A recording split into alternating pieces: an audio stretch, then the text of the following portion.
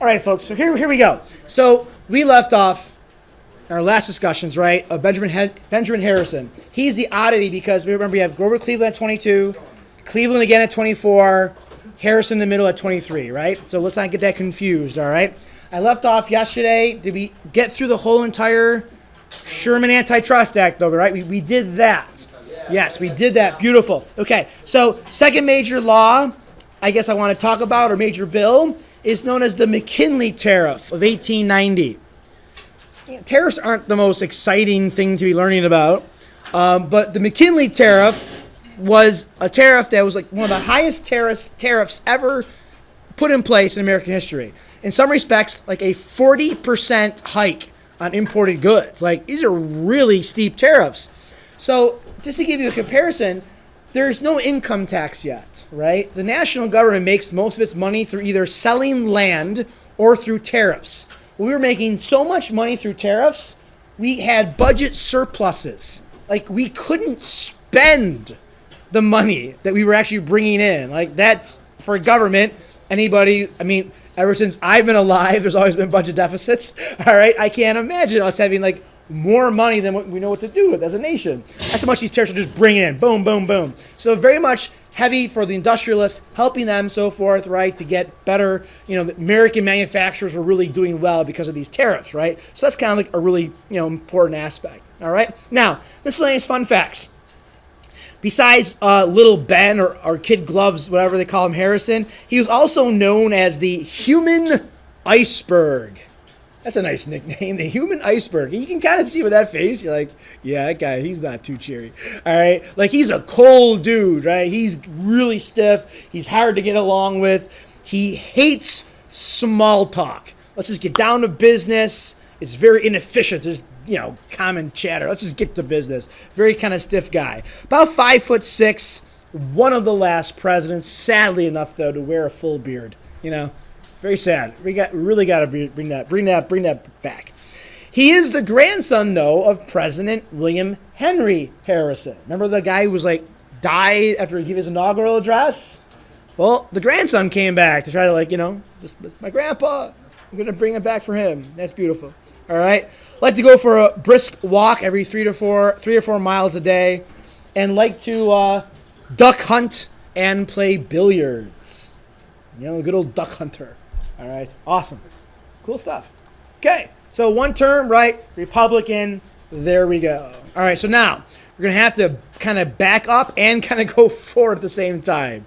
We're doing 22 and we're doing 24. Okay. So again, you don't have to write the exact same thing down for 24. Does that make sense? You can put ditto marks and we're good to go. Okay. So that's important to know. So Grover Cleveland. Love these nicknames. Uncle Jumbo, the veto mayor, all right, the veto president. Now, he dies in Princeton, New Jersey. He's got some important local connections, though. He had no formal education, but did study law in Buffalo. Okay, so he's a Buffalonian, a Western New Yorker. Look at his positions in government. Sheriff of Erie County, hey, mayor of Buffalo, all right, governor of New York. So local guy, which is kind of neat. And then you haven't seen that ever again. He won in 84, lost in 88 to Harrison, came back in 92 to beat Harrison. So he's kind of like this, he's out of order, but that's kind of neat. So there's actually kind of a lot of notable events that we could talk about here. We'll circle 1887, the Interstate Commerce Act. Again, this is kind of like the Sherman Antitrust Act. It's not really a strong law. It's not really well enforced. The Interstate Commerce Act, but it's an attempt to have Congress, right, the federal government, have more control over shipping, especially railroad rates. Does that make sense? This time period, railroads are the number one medium or mode to get goods places, right? Does that make sense?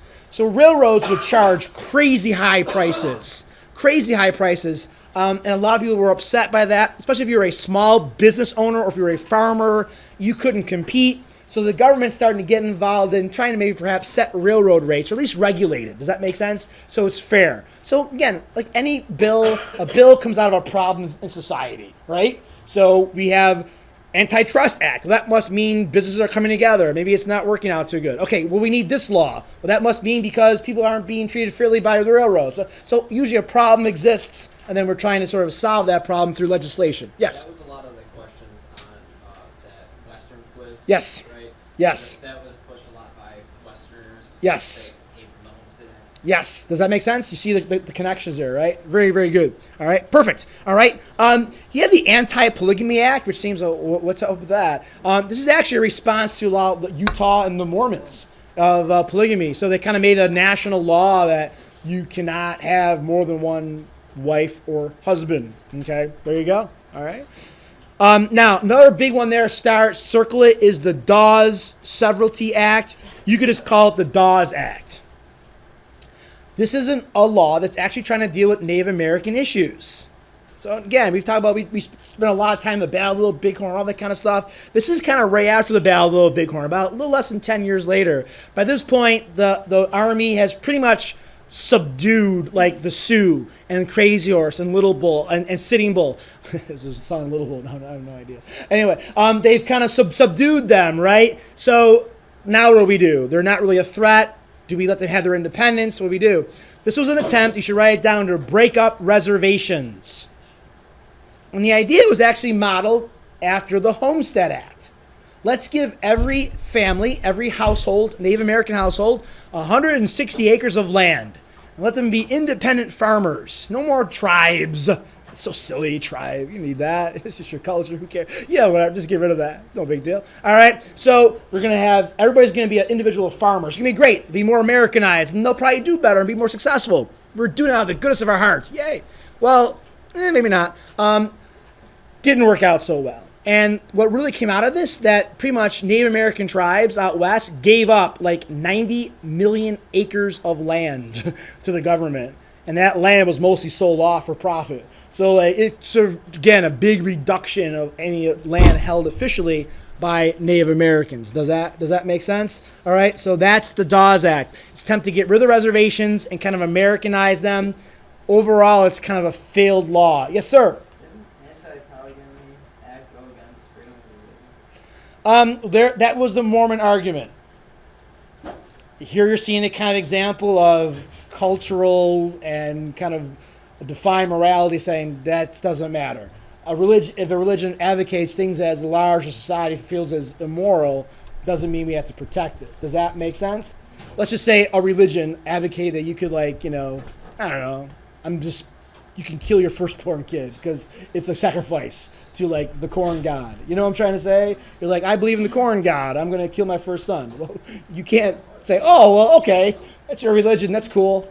You know what I'm trying to say? Like, you're right. Like, you can't do that. But I feel like if that went to the Supreme Court, wouldn't they say that? Maybe, maybe not. Depends on who. Remember, Supreme Court is still it's still a political thing, right? So it depends on who was the court. Was it a conservative court? Was it a liberal court? Right? It depends on when it's even gets to the court.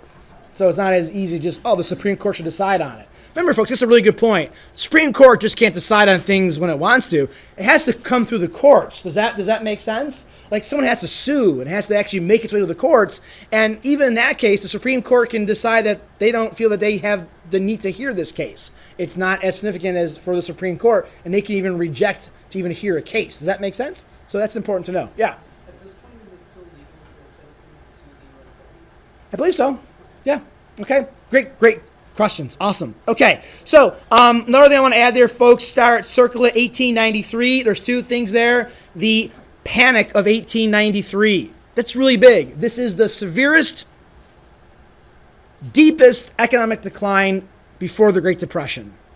This is big. Like, we're talking about millions and millions and millions of people out of work. People homeless and starving, like things that we think of when we see those images of the Great Depression in the 1930s. Like, this is all going on in the 1890s. It's pretty bad. All right. So we've had some really bad times in our nation's economy. All right. Also, right down there, the Pullman strike. And it kind of makes sense. Major strike during a time of economic downturn, right? Remember we saw with the Panic of 1873 under Grant? We had the Great Railroad Strike a few years later, right? Because they're kind of tied together. Well, here the same thing, and it's under Pullman. This is George Pullman out of Chicago. Pullman made luxury railroad cars. Does that make sense? Like the fine dining cars and sleeping cars. You want to travel across country, go in a Pullman car. That's the way to go. First class all the way. Well, Pullman had this kind of cool idea to be like a utopian of workers. So he created a city called Pullman. So he worked in his factory, he lived in the city, and it was great. There were nice houses, and he had good, clean yards, and he had a good school. So it was like, wow, I love working at Pullman because I can live here, and I can go to work, and everything's great. Well, everything was great until economic problems. And what did Pullman do? He cuts the wages of the workers, but then he raises the rent to live in the city of Pullman. Well, how am I going to do this? I can't pay my bills, and people go on strike. Get it? Now, this is a big deal because the president, Cleveland, calls out federal troops to stop the strike. Well, what would allow that? It's got to be a federal issue. Well, what happened here is the strikers were picketing and no cars were moving. The Pullman company was smart. They made sure U.S. mail cars were tied to Pullman cars. Well, that means now, guess what stopped? The mail. And now if the mail stopped, it becomes what issue? Federal issue. And it worked. Gives him the justification to call out the troops. They break up the strike. Pullman City falls apart. The workers, a lot of them fired. They never come back. They hire cheaper immigrant labor. They break up the union stuff. So it's kind of, again, know these strikes, these kind of big conflicts between labor and management during this time period. Okay? Awesome. Miscellaneous fun facts. Big guy, 250. Our biggest president up to this point. 5'11".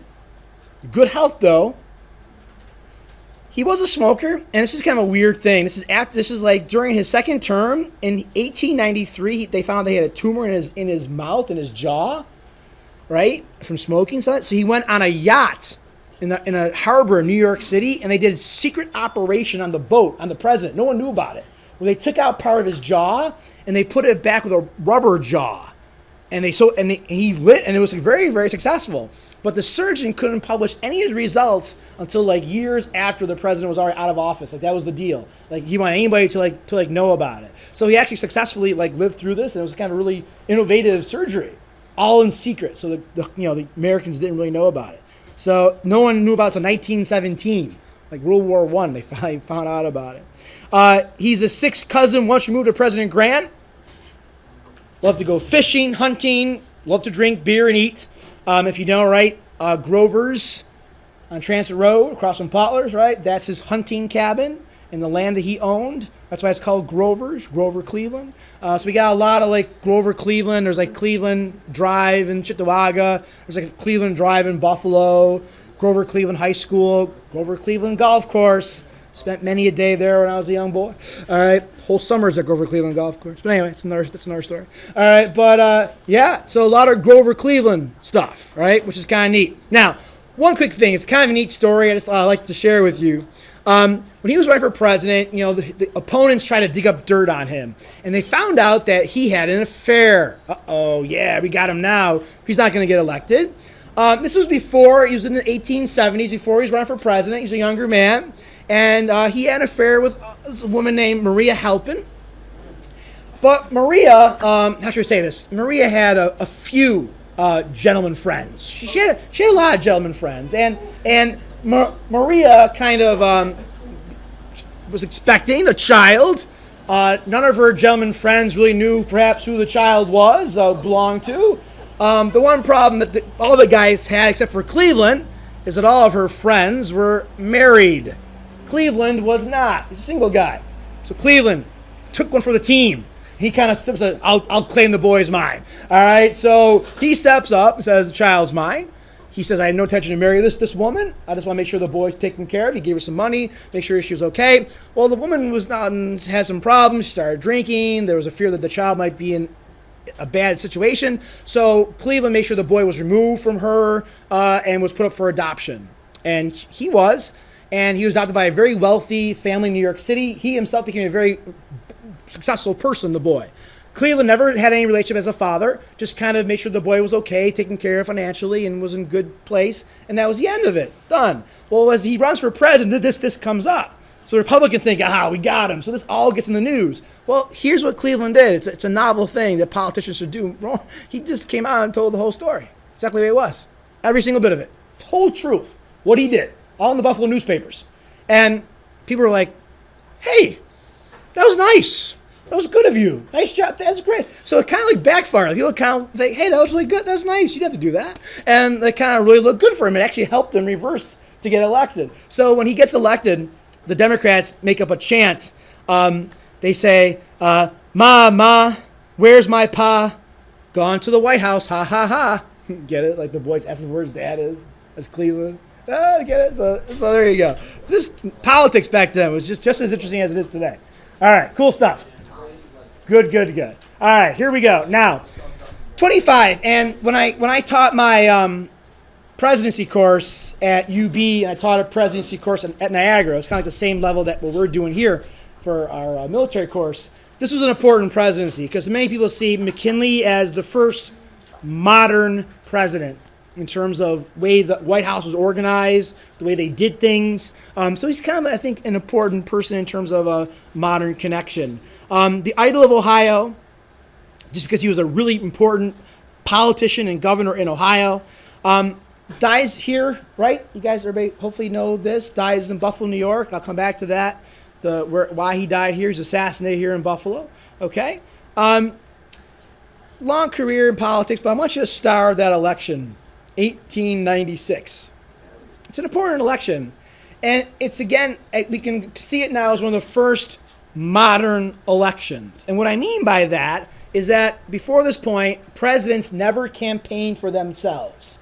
You were told to run what was called a front porch campaign, which meant as president, as a candidate, you stayed home on your front porch, right? And you just kind of like let people campaign for you. Well, McKinley, during this election, Republican, he has a lot of money, a lot of resources to run a campaign, much more so than the challenger does, William Jennings Bryan. He's the underdog.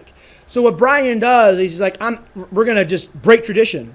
And Bryan goes on, uses the railroads to go on a cross-country tour, like speaking everywhere he can for himself and campaigning. And he was a gifted orator. He's like the silver tongue of Nebraska, like this really can give these great speeches.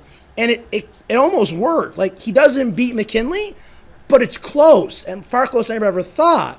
So this totally transforms presidential politics, where now, if you're a president from this point on, you better run for yourself. Like, you better get out there and make your message heard, right? So this is the beginning of all of that. That was kind of, different from what it was.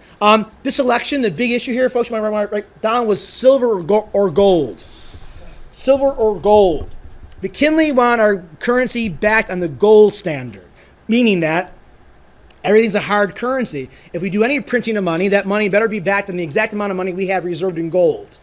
That makes money supply tight, limited, not a lot of money out there, which isn't good if you owe money because it's hard to get money in circulation. It's like today, raising interest rates. You know what I mean by that? When banks raise interest rates, people really can't borrow money. It's too expensive. So there's less money really being circulated. Does that make sense? When you want more money in the economy, you lower interest rates. It's easier to buy a car, a house, whatever, a college loan. It's just more money out there. Well, this is before we do that. And they really regulated money by the gold supply. Bryan wanted silver into the currency. Put silver, have more silver out there. Gave these great speeches. The most famous one was he said, quote, "Do not crucify mankind on a cross of gold." Kind of like a Christian Jesus reference of gold being like this horrible thing over humanity. Really powerful stuff. But McKinley wins. Yes? So, they must have had a lot of gold at some point. Yeah. Where did they keep it all? Like in federal arsenals and installations. Yeah, they still do. Really? Yeah, Fort Knox and yeah. Oh, I don't know. It's a lot. They have like old. There's a federal bank building in New York, and it's like the world's largest. And it's like 100 tons of gold. Just crazy amount of gold. Yeah. Yeah. Yeah, pretty neat. Yeah, pretty awesome. Easy to break into if you ever saw the Penguins of Madagascar. All you gotta do is get into that Cheeto machine, and everybody see that movie? Someone, yeah, well, you're laughing. You know what I'm talking about over there. You know what? I saw it. You saw it. All right. Yes. Brian's good. Now, Brian's a Democrat, but he also got the populist nomination, the Populist Party. This is important, folks. See it? Populist. Do I have it down there? People's Party. It's a third party. It makes a pretty good run. It's a party that's trying to unite farmers and workers together to kind of like alleviate the problems of the workers. But the problem was the People's Party didn't run their own candidate. So when Brian loses, it's kind of the death of the People's Party. Brian was really a Democrat, but he got the nomination of both parties. Does that make sense? So he had this like populist movement trying to bring workers and farmers together against industrialists and bring more democratic aspects into society. We're going to come back to it though. The next big reform movement is called the Progressive Era, and the progressives take on a lot of the ideals the populists advocated for but couldn't get accomplished. Does that make sense? But what the progressives will. So we'll come back to that point. All right, great. Excellent questions. Vice President Theodore Roosevelt. That's important. Now, notable events. We annexed Hawaii. This is your stuff, man. Expert right now. All right. We annexed Hawaii. All right. McKinley didn't even know where these places were, but he was all for it. This is great. All right. Mostly because of sugar interests, right? The Dole Fruit Company. You saw Dole bananas, right? They had a lot of investments in Hawaii and things like that. So that was really important for them. Spanish-American War, right? We spent some time on that.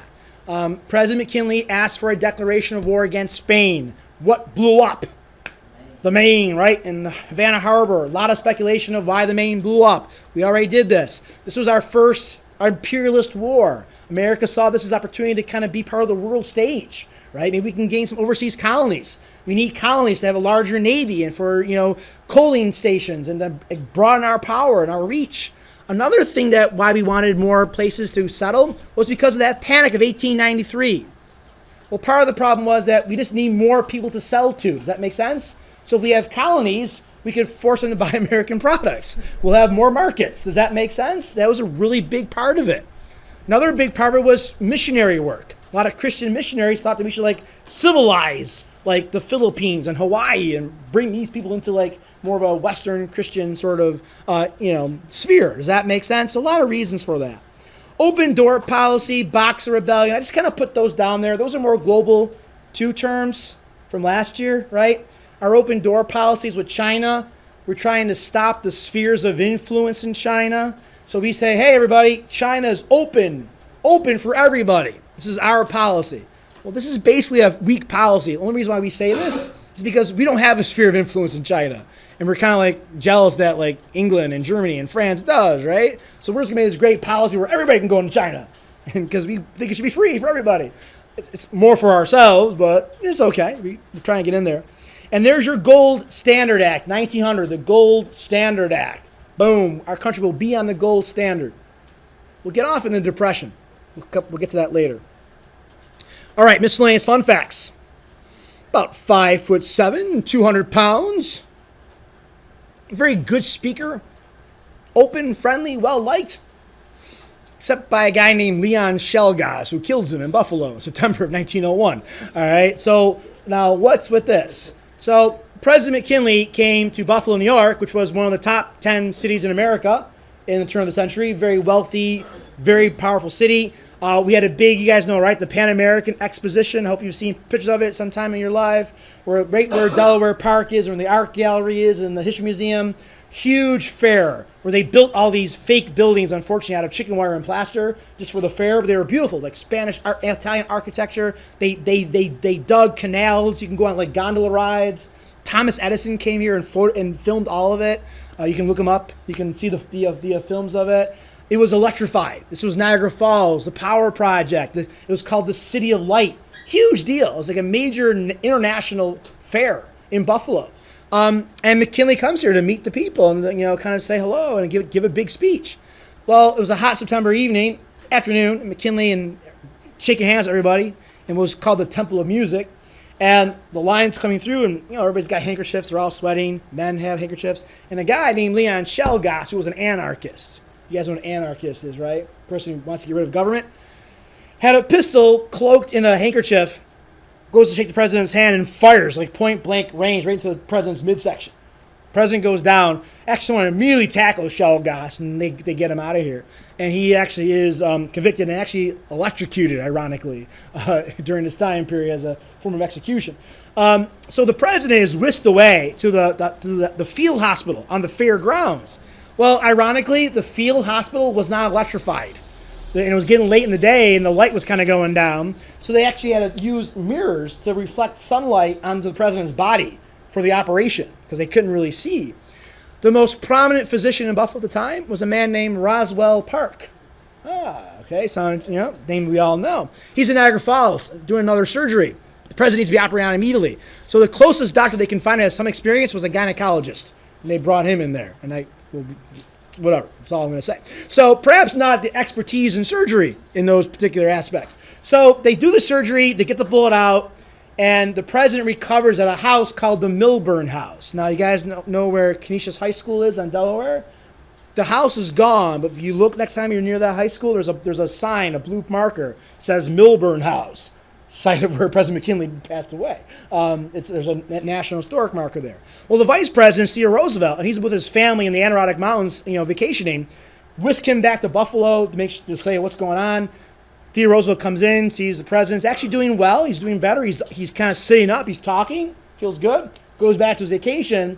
Same thing we saw before, though. A few days later, though, takes a turn for the worse, mostly because of an infection because of the surgery, and the president passes away. They whisk Theodore Roosevelt back here to Buffalo, and he stays at a friend's house called Ansley Wilcox on Delaware Avenue on North Street. The house is still there today, and he's inaugurated as our president in Buffalo in that house. I used to be a tour guide in the house when I was in college. And History Society, anybody go with me in this trip? No, not in this group.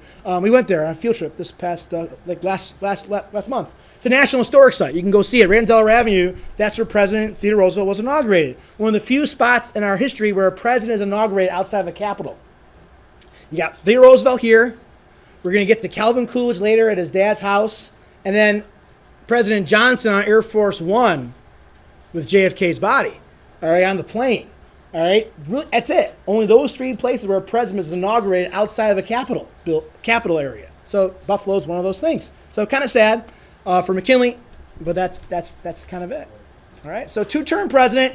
But again, this is September of 1901. So Theodore Roosevelt serves most of his term, then comes in and gets reelected on his own. So Theodore Roosevelt really is only 1904. Does that make sense? He almost serves 2 terms, a little less than 2 terms. But it's that one in 1904, okay? So, Theodore Roosevelt, honestly, one of my favorites. I think he's a really cool, dynamic individual. Really a strong president. Remember we said before, after Johnson got impeached, we really don't see a really strong executive until Theodore Roosevelt. And what Theodore Roosevelt believed in was known as the stewardship theory of the presidency. That the president should be the steward, like the captain of the ship. He should guide the country through bad and good times, not Congress. The president should be it. He's the only one elected by all the people. So that was kind of his theory.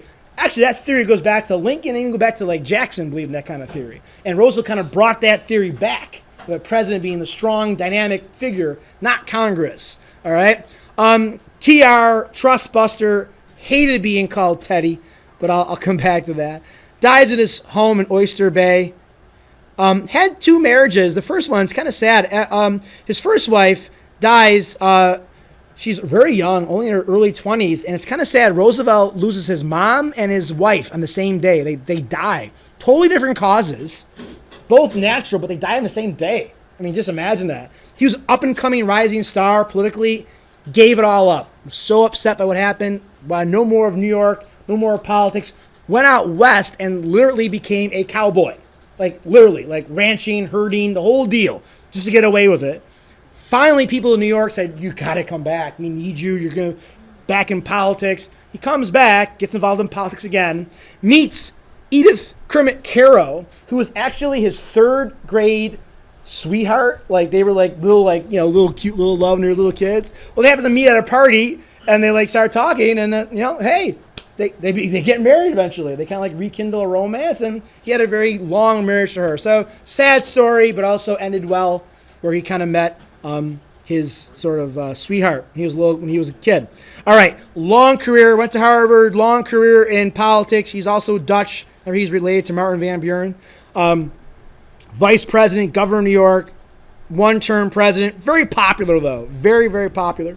A lot of noble events, though. He's a biggie. He's kind of like Lincoln. I'm going to kind of divide up into foreign affairs and more of domestic affairs. Let's talk about foreign affairs first. He's a very activist foreign affairs president. He was an expansionist, an imperialist, thought America should be a world power. Panama Canal, big deal.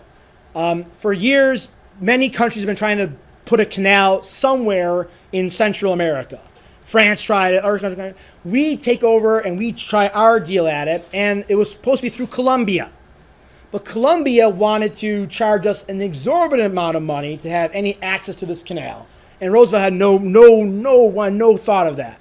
So there was a group in Colombia called the Panamanians who wanted independence.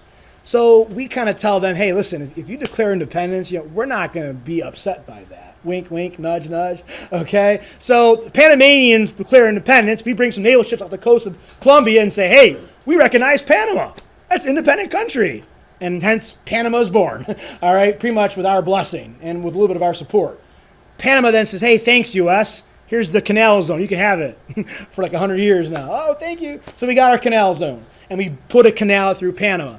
President boasted, I took the canal. We beat Colombia. Very, very proud of that accomplishment. Under Jimmy Carter in the 70s, later on, U.S., we become apologetic. So we kind of feel bad, and we give the canal back. I don't know, whatever. We did. But it's an international zone now. It's an international zone. It's no longer U.S. possession. Okay? Another big one, everybody, is an important one, is the Roosevelt Corollary. A corollary is like an addition to the Monroe Doctrine. So remember we talked about the Monroe Doctrine before? It was like this foreign policy statement about Europe. You stay out of our affairs, we stay out of yours. Well, Roosevelt says this is an extension. That still remains true. But here's the problem. During this time period, a lot of Latin American countries were not paying their bills. They had a lot of debts. Does that make sense? To European banks. And the fear was that they didn't pay their debts, these European banks might come into these countries and try to take them over, which would be kind of like a violation of the Monroe Doctrine. So we say, Europe, don't worry about it. We'll make sure these countries in Latin America behave themselves. We will be known as the policemen of the Western Hemisphere, and we'll make sure they pay their bills. So we take on this like big responsibility of being like the major dominant policing power of Latin America. Latin America really loved that. They were like super excited to have the United States be their big brother. I'm being sarcastic. They did not appreciate that, but we took on that role, right? Okay. Another one is the Russo-Japanese War. Big war going on this time between Russia and Japan. Japan shocks the world, and I think it's kind of like a preview of what's to come. Japan slaps Russia around pretty good in this war, and no one expected little Japan to be able to beat Russia, and they handle them pretty well. This is like the foreshadowing of World War II. Well, Roosevelt wants to negotiate a peace, and he believed in the idea of what's called balance of power amongst European or even all powers. So he wanted both sides to come together peacefully. He brings them onto a boat off the coast of Portsmouth, New Hampshire. Both delegates come in. Roosevelt negotiates the peace. The war's over. He ends the Russo-Japanese War. Becomes the first president to win the Nobel Peace Prize. Nobel Peace Prize. Theodore Roosevelt. Pretty cool. Pretty cool accomplishments. All right. Another thing with foreign affairs, I'll just mention it here, was in 1907, was known as the Gentleman's Agreement. Remember we talked about how California they passed that Chinese Exclusion Act, right, against the Chinese immigrants? Well, they were starting to do the same thing against Japanese immigrants. A lot of racial animosity in California against Asians. So Roosevelt was worried about this because Roosevelt, kind of rightly so, foreshadowing, really feared that Japan would be our next big rival in the Pacific, which it will be. So he wanted us to work it out peacefully. So he works out a gentleman's agreement. He gets Japan to agree to start to lessen the number of Japanese immigrants allowed to come to the United States. In return, California will not put Japanese students in segregated schools, because that was the talk. So we think of segregation only being like a southern white-black thing? Nuh-uh. Even in California, we're talking about putting like Japanese in all like Japanese schools, right? So no, we're not going to have that. And that was the gentleman's agreement. And the kind of both sides felt kind of okay about it. All right. Now, Other things here, everybody, big stuff in terms of domestic legislation. He is what's known as a progressive president. Progressive era. Progressives feel that the government should take on more responsibility in being an advocate for change and reforming stuff. Government shouldn't just be hands off. It should be more involved. Now, progressives could be from any party. He's a Republican. He's a progressive. We're going to see Wilson, the next guy, is a Democrat. He's a progressive. But what Roosevelt believed, what he called, was the square deal. He didn't favor the rich man, didn't favor the poor man, just favored giving everybody a square deal, like a fair shake in life. Does that make sense? Rich or poor, big or small, didn't matter. Just give you a fair start, a fair deal. So part of that was his attitude against big business and trusts. He is the first president to really enforce antitrust laws. And he breaks up a bunch of big trusts, big monopolies. Hence, he's known as the trust buster. But again, he didn't care if you were a good trust or if you're a bad trust, he's going to go after you. But if you were a good trust and you didn't really, how should I say, like lessen competition, he wouldn't go after you. Only those who are really abusive in their powers. Does that make sense? So that was a really big deal. Another one, folks, write it down. We're going to stop here. We'll come back to tomorrow. The anthracite coal strike. Let's pick up there tomorrow. Okay, folks? Thanks so much. You guys are great.